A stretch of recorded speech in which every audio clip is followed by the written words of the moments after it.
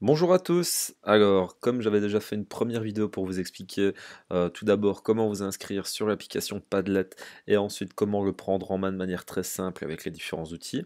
Aujourd'hui, dans cette vidéo, je vais plutôt vous montrer un exemple d'utilisation concrète, ou en tout cas plusieurs exemples d'utilisation concrète dans le cadre de mes cours et des exemples également d'utilisation de la part des élèves pour l'application Padlet. Alors j'espère que ça vous avera utile, n'hésitez pas à me poser vos questions en commentaire si jamais vous en avez. Alors tout d'abord, on va retourner sur l'application Padlet.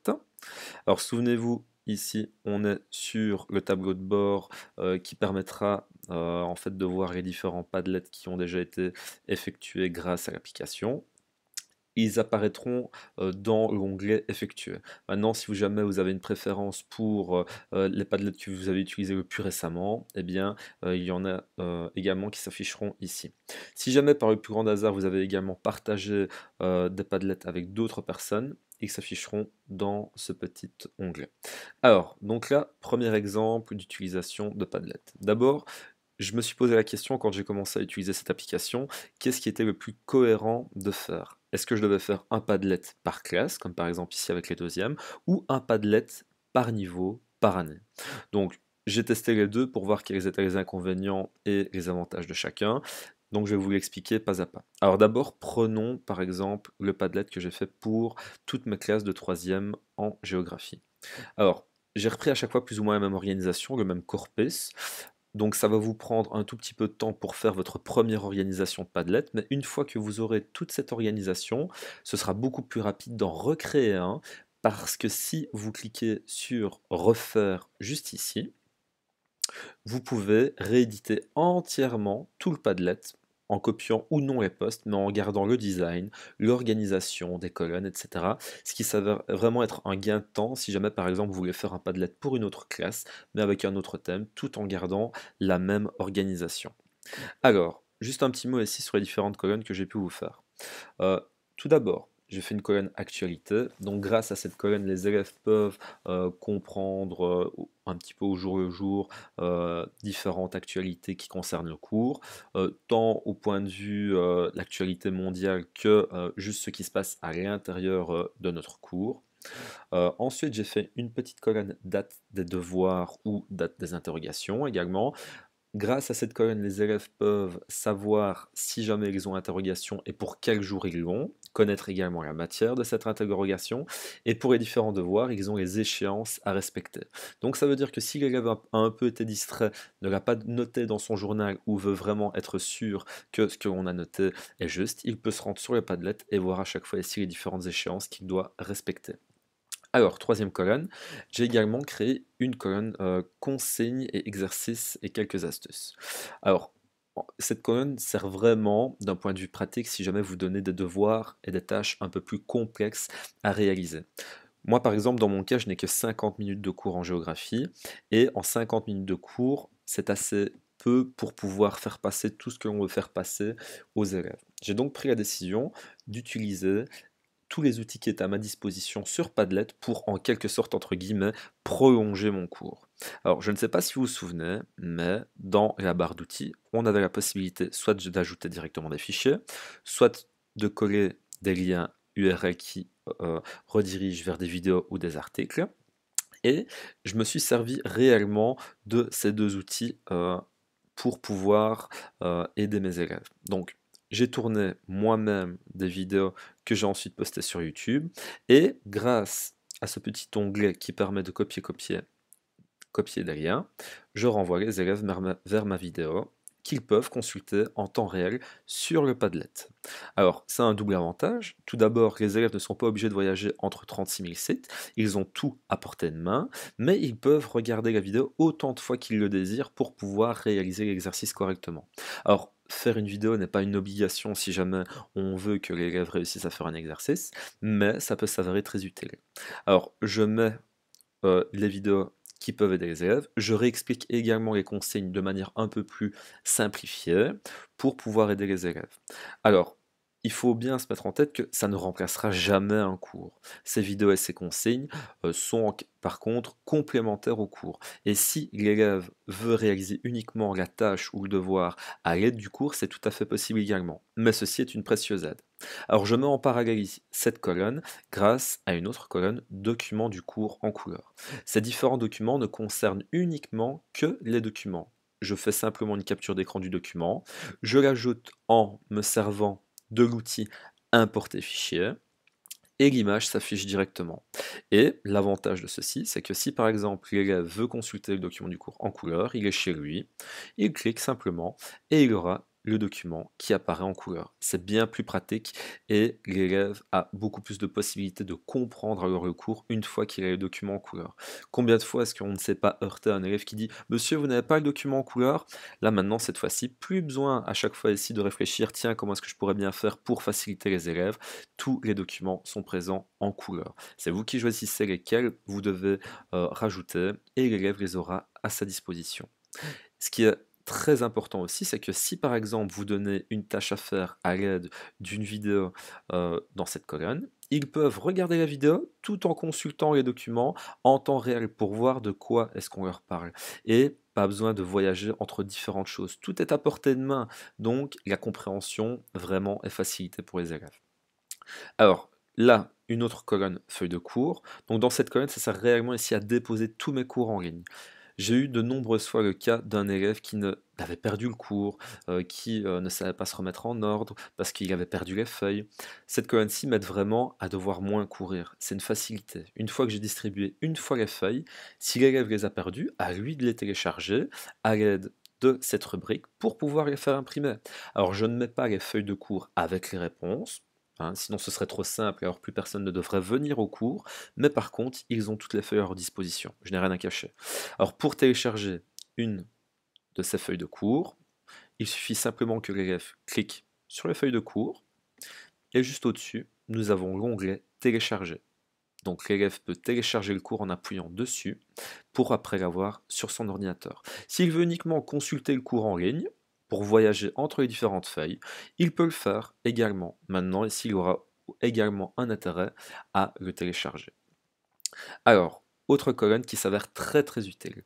J'ai rajouté une colonne Posez-moi vos questions.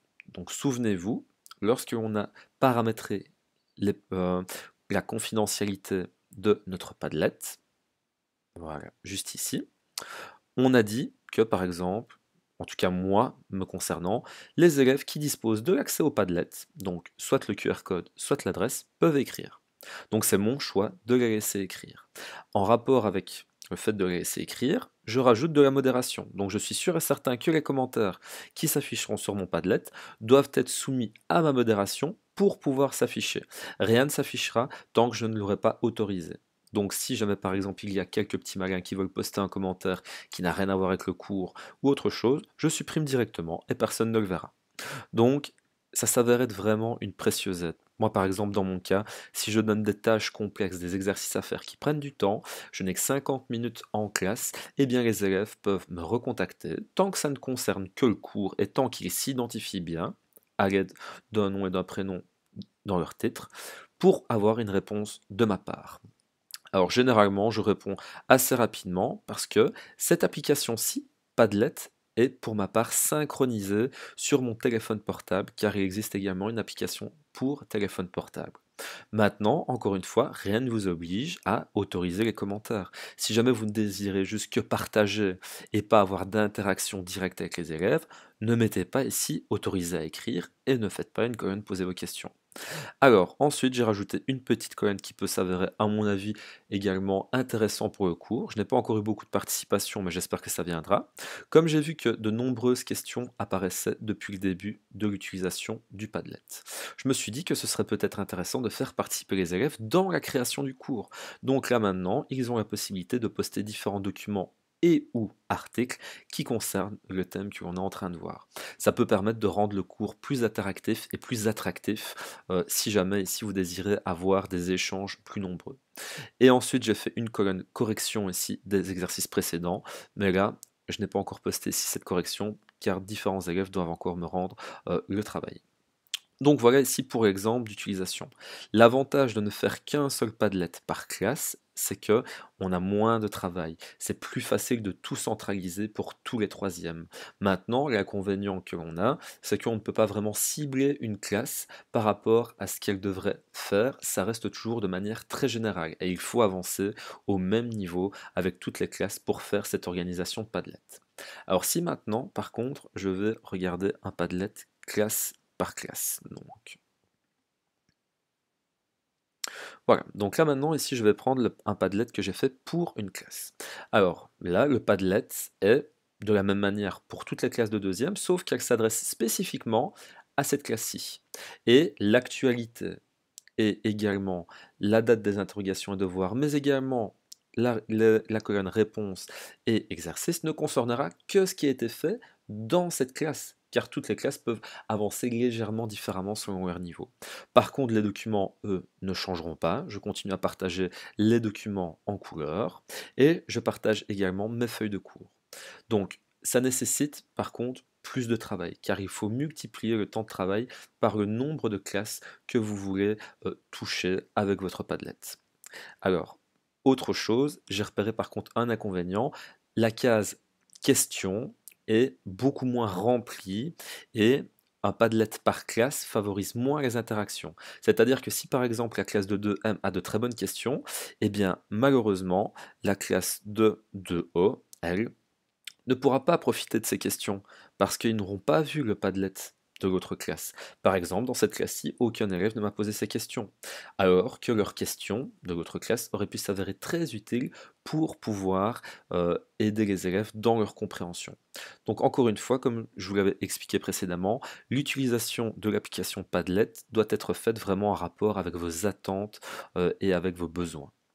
Alors, donc là, je viens de vous montrer l'utilisation classe par classe ou par niveau en vous expliquant les avantages et les inconvénients de chacun. Je vais peut-être vous montrer un troisième type d'utilisation. Alors, donc là, on n'est ni classe par classe, ni vraiment ici par niveau, mais on se sert plutôt de Padlet comme une plateforme d'échange. Ma classe de sciences sociales en troisième participe à un échange avec des étudiants danois. Alors, dans ce cas-ci, l'application Padlet est clairement interactive. On s'en sert comme d'un mur pouvant servir de synthèse et de résumé dans les différents groupes de travail. Nous avons placé les différents élèves par groupe de travail, avec élèves belges et danois, et leur colonne leur est, on va dire, attribuée pour qu'ils puissent poster la réponse aux différents exercices et leurs différents travaux concernant la tâche qu'on leur a donnée. Alors ce qui est vraiment bien, encore une fois, c'est que les élèves peuvent interagir avec cette application et chaque groupe peut voir où les autres groupes en est arrivé et ils peuvent apprendre réellement des uns des autres grâce à cette application. Si par exemple vous voulez mettre en commun ici vos travaux, vos synthèses avec un groupe, mais que vous ne voulez pas passer par un média social traditionnel comme Facebook. Ceci peut être une très bonne alternative car aucun contact privé n'a lieu grâce à cette application. Tout est sur une plateforme numérique qui ne nécessite pas de rentrer en contact privé avec ses élèves. Et ça, je pense que c'est un des atouts. Alors, il est totalement gratuit et facile d'accès si jamais on donne l'URL ou si jamais on partage le QR code qui se trouve juste dans cet onglet. Voilà un autre exemple d'utilisation Padlet si jamais vous voulez vous en servir comme d'un support de synthèse aux différents travaux de groupe. Alors, je vais peut-être encore vous montrer une autre utilisation.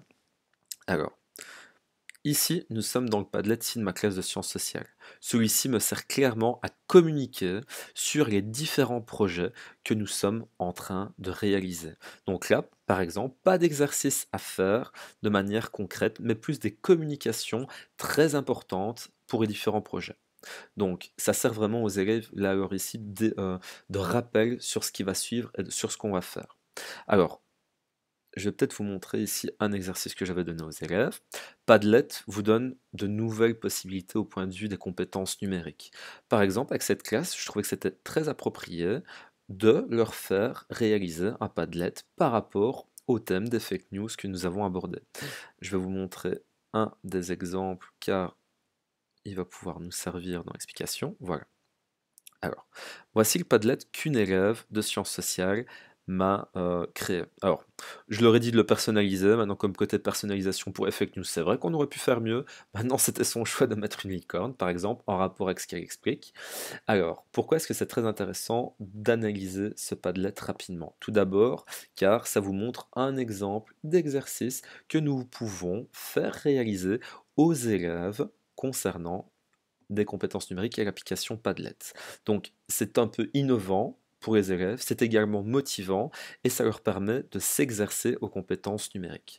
Alors, deuxième avantage que l'on peut trouver à ceci, c'est qu'on peut totalement personnaliser sa présentation, ce qui est vraiment très motivant, je pense, pour les élèves de pouvoir créer une identité à leur travail. Alors, mis à part le fait qu'on peut s'en servir comme exercice avec les élèves, si je vous montre ce Padlet, c'est pour vous montrer un autre type d'organisation. Ceci, c'est une organisation un petit peu comme un mind mapping. Donc, elle est disponible dans les différents types de Padlet que l'on peut choisir. Je vous montrerai après.